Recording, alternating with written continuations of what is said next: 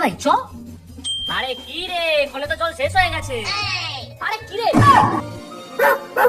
ভাই সত্যি আমি ওর প্রেমে পড়ে গেছি ভাই, বিশ্বাস কর। আরে প্রথমে আমি নোংরাও যাবো ভাই এবার।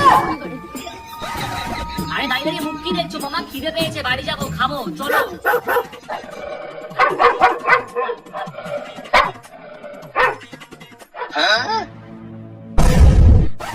কি করতে এসেছিলি আমার বাড়ির বাইরে? হ্যাঁ, আমার বোনকে লাইন মারতে এসেছিলি তাই না?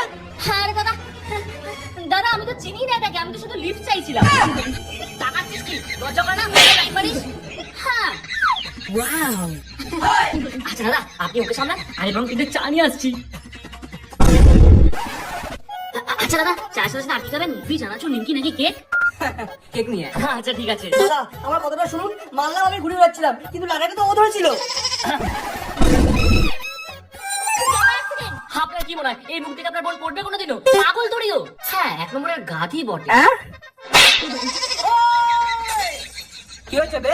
দাদা আমি কিন্তু মান সম্মান বোধতা সভ্যতা চারুলতা পরিণতি সব ভুলে যাবো।